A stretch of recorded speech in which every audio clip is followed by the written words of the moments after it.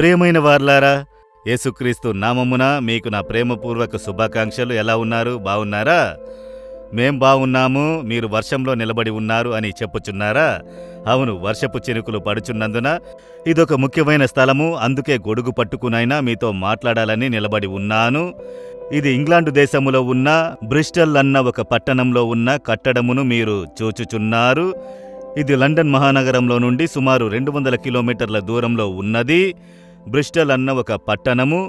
దీని వెనక కనబడుచున్నది ఆ కట్టడమును చూశారా? బ్రహ్మాండమైన కట్టడము. ఇది సుమారు 150 సంవత్సరాలకు ముందు కట్టబడిన ఒక ఆర్ఫనేజ్. జార్జ్ ముల్లర్ అనే ఒక దైవజనుడు విశ్వాసముతో ఈ పట్టణములో అనాథులై వీధుల వెంట తిరుగుచున్న పిల్లలను ఆయన బాధ్యత వహించి పరామర్శించుటకు ప్రారంభించారు.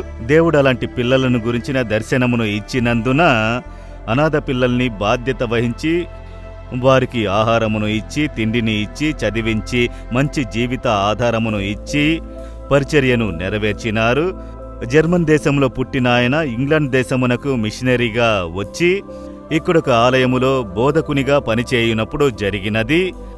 దాని తర్వాత ఇంగ్లాండ్ అంతా ఈ ఆర్ఫనేజ్ పిల్లల్ని తీసుకుని వచ్చుటకు ప్రారంభించారు, అనాథ పిల్లలను. ఇందులో ఇదే విధముగా ఇప్పుడు వెనక చూస్తున్నారు కదా, ఈ విధముగా 5 కట్టడములను ఆయన ఆ కాలములో 1800లో ఆయన 5 కట్టడములను కట్టియున్నారు.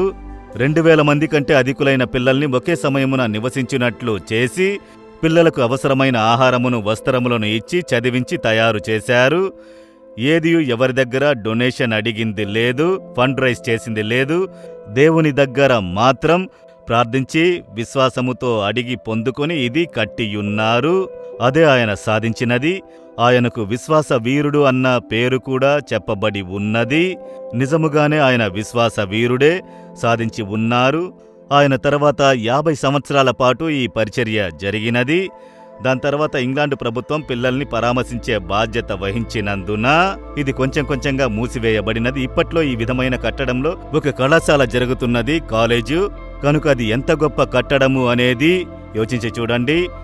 ఇదంతా ఆయన ఎలా సాధించగలిగారు అని అంటే ఒకే ఒక ముఖ్యమైన కారణము, వేద వాక్యమును ఆయన విశ్వసించారు, వేద గ్రంథ దేవుని విశ్వసించారు. ఆయన నిజమైన దేవుడన్నది విశ్వసించి ప్రార్థించి ఇన్ని కార్యములను సాధించి ఉన్నారు. మీరు కూడా విశ్వసించితే సాధించవచ్చు. దేవుని యందు విశ్వాసముంచి ఆయన నిజమైన దేవుడు, ఆయన అద్భుతముల దేవుడు అని విశ్వసించి ప్రార్థించితే మీరు అద్భుతములు చూడగలరు. సరే, ఈ దినం దేవుడు నాకే వాక్యం ఉంచినారు అని అనుకుంటున్నారా? 119వ కీర్తన 92వ వచనములో, నీ ధర్మశాస్త్రము నాకు సంతోషము ఇయ్యని ఎడల నా శ్రమయందు నేను నశించియుందును అని ఒక భక్తుడు చెబుతున్నాడు. వేదవాక్యము ఇదే నా మనసానందము, ఇది లేకపోతే నేను దుఃఖమున మునిగియుందును అని. ఈ వాక్యము మనతో మాట్లాడును, మనల్ని ఓదార్చును, మనల్ని బలపరచును, విశ్వాసములో స్థిరముగా నిలబెట్టును. వేదగ్రంథపు దేవుడు ఎలాంటివాడు అని తెలుసుకొనుటకు ఈ వేదవాక్యం ముఖ్యము. జార్జ్ ముల్లర్ గారు ఈ వేద గ్రంథమును 200 సార్ల కంటే ఎక్కువగా చదివి ముగించారు. ఆదికాండము నుండి ప్రకటన గ్రంథము వరకు అందులో 100 సార్ల కంటే ఎక్కువ మోకాళ్ల మీద నిలబడి చదివి ఉన్నారు. అదే ఆయన విశ్వాసమునకు, ప్రార్థన మీద ఆయన ఉంచిన గొప్ప నమ్మకమునకు ముఖ్య కారణము. ఈ వేదవాక్యమును చదవండి, మిమ్ములను ఆదరించును, ధైర్యపరచును, బలపరచును, విశ్వాసమును బలపరచును. మీరు సాధించవచ్చు. మీరు ఆశీర్వాదముగా ఉండెదరు, ఇతరులకు ఆశీర్వాదమును తీసుకుని వచ్చెదరు. అలా ప్రభు మిమ్ములను కూడా ఆశీర్వదించి ఉపయోగించుటకు దేవుని ఎదుట ప్రార్థించుడి. దేవా, మీ వేద వాక్యమును నేను ప్రేమిస్తున్నాను, విశ్వసిస్తున్నాను, దాన్ని చదివి ధ్యానించుటకు సమర్పించుకుంటున్నాను. నాతో మాట్లాడుడి, నన్ను కూడా ఇలా ఆశీర్వదించి అనేకులకు ఆశీర్వాదంగా ఉండుటకు ఉపయోగించుడి.